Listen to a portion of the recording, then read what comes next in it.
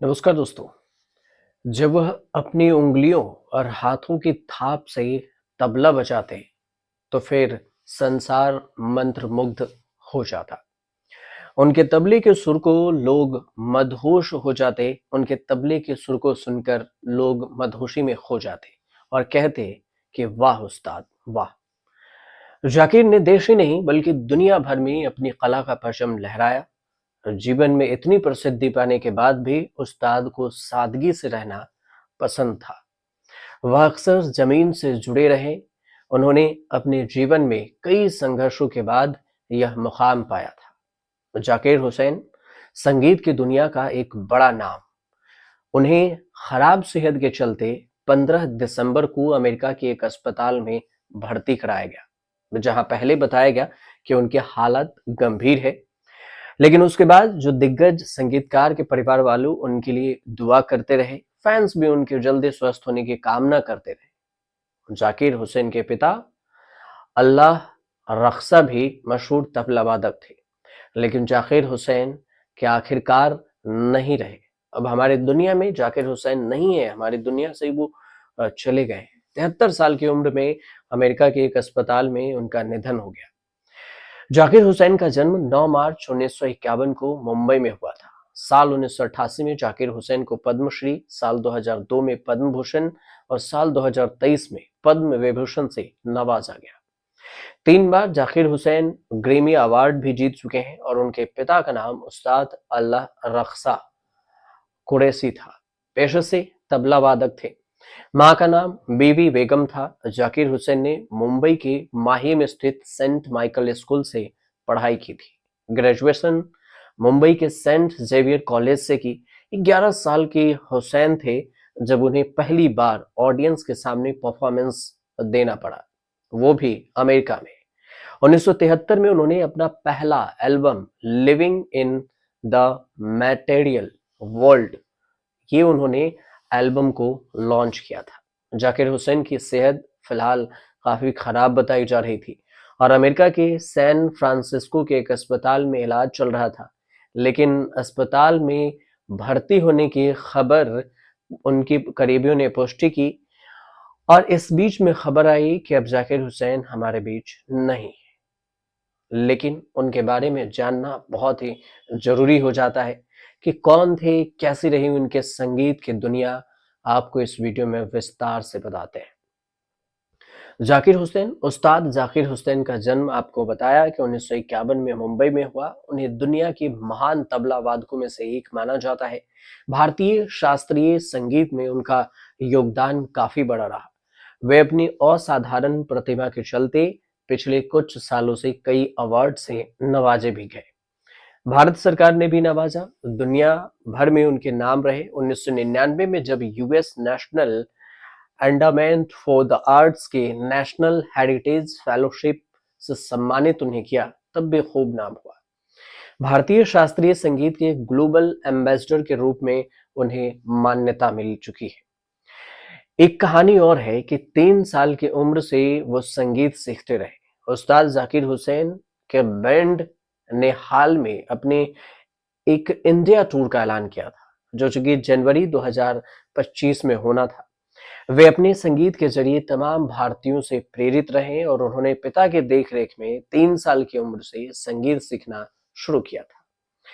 Media reports की माने तो 7 साल की उम्र में पहली परफॉर्मेंस दी थी। जाकिर हुसैन पहले भारतीय संगीतकार हैं जिन्हें पूर्व अमेरिकी राष्ट्रपति बराक ओबामा ने ऑल स्टार ग्लोबल कंसर्ट के लिए व्हाइट हाउस में आमंत्रित किया था।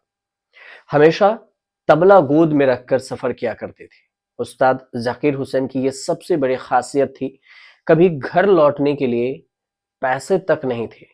और जाकिर हुसैन जब मुंबई से कहीं बाहर जाना होता था उन्हें, तो फिर तबला बजाने का हुनर का जिक्र करते थे और कहते थे जाकिर हुसैन को तबला बजाने का ये हुनर अपने पिता से विरासत में मिला। बचपन से ही पूरी लगन के साथ वाद्य बजाना सीखा और महज 3 साल की उम्र से उन्होंने पखावज बजाना सीख लिया था। यह कला उनके पिता ने उन्हें सिखाई थी और महज 11 साल की उम्र से ही अमेरिका में अपना पहला कंसर्ट दिया। 7 साल पहले जिक्र था। उसके बाद देखें तो 1973 में अपना पहला album live in the material world launch किया था।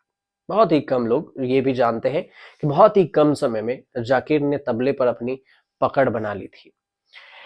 और इसके बाद उनका तबला का सफर शुरू हुआ। जगह जगह अपने कंसर्ट के लिए यात्रा किए और अपने तबले को सरस्वती मानकर उन्होंने उसकी हिफाजत और इबादत में कोई कमी नहीं छोड़ी। जाकिर ने ये भी बताया था कि जब वह यात्रा करते थे तो उनके पास इतने पैसे नहीं होते थे कि वह रिजर्वेशन कोच में यात्रा कर सके, ट्रेन के रिजर्वेशन कोच, और इस वजह से वह ट्रेन की भीड़ वाली कोच में चढ़ जाया करते थे। ट्रेन में बैठने के लिए उस्ताद के पास रिजर्वेशन सीट नहीं होती थी, इसलिए वह अखबार बिछाकर नीचे बैठ जाया करते थे। तबले पर किसी का पैर या जूता न लगे, इसलिए वह उसे अपनी गोद में रख लिया करते थे। जब तक उनका सफर जारी रहता था, वह तबले को एक बच्चे की तरह गोद में और बैठाए और रखे रखा करते थे। संगीत यात्रा के दौरान पैसे के अभाव के कारण वह अपने परिवार से भी मिलने नहीं जा पाते थे। लगातार संघर्षों के बाद जब उनकी आर्थिक स्थिति में सुधार हुआ, तब वह अपनी संगीत यात्रा में से समय निकालकर परिवार से मिलने जाने लगे। तमाम कठिनाइयों भरे रास्ते को पार करने के बाद उन्होंने दुनिया भर के लोगों के दिलों में एक अलग और अमिट छाप बनाई। जब भी वह तबला बजाते तो लोग अपनी सुध-बुध खो बैठते और एक नई दुनिया के सफर का आनंद लेते। भारतीय शास्त्रीय संगीत के विकास में उस्ताद का नाम योगदान रहा और महान योगदान रहा। साल 1988 में पद्मश्री, 2002 में पद्म विभूषण से सम्मानित हुए, 2009 में उन्हें संगीत के सबसे प्रतिष्ठित पुरस्कार ग्रैमी अवार्ड से नवाजा गया। 1.5 दिन की एक कहानी थी कि 1.5 दिन के जाकिर हुसैन के कान में पिता ने एक गाना गाया था। बचपन में जब घर में वो बर्तन से धुन बनाते थे, इसकी भी एक कहानी अलग है। कहा जाता है कि उनके पिता उस्ताद अल्लाह रख्सा कुरैशी और माँ बीबी बेगम, जब वह जन्म के 1.5 दिन के थे तो बीबी बेगम ने उनके पिता के गोद में सौंपा।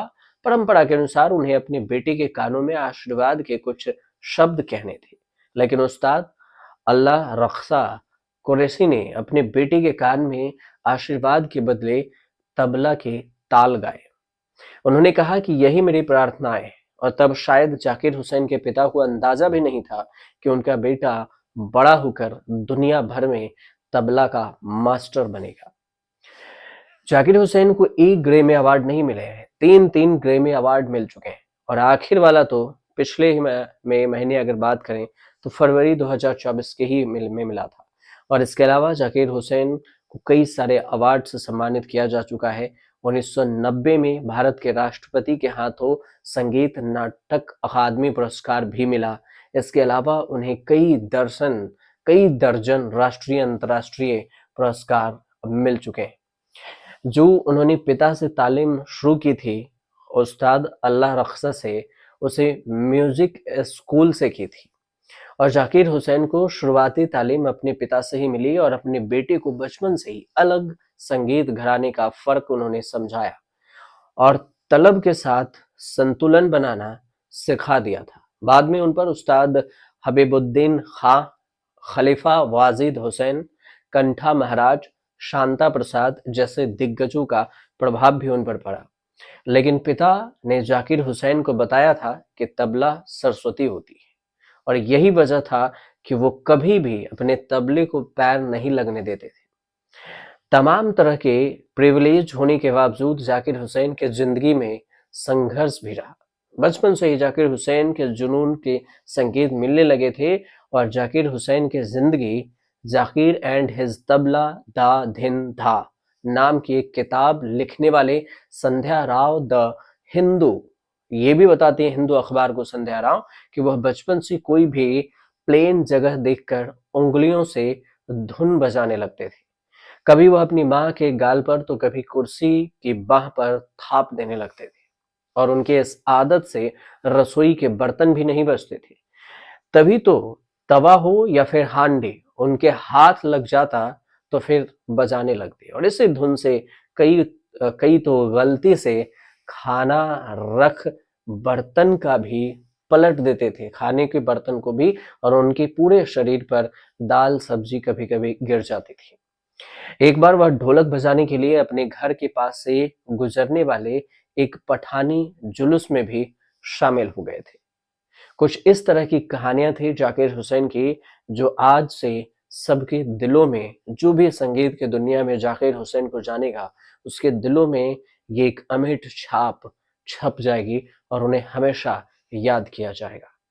उम्मीद करते हैं आपको ये जानकारी अच्छी लगी हो। जानकारी अच्छी लगी हो तो चैनल को सब्सक्राइब कीजिएगा, शेयर कीजिएगा, कमेंट कीजिएगा।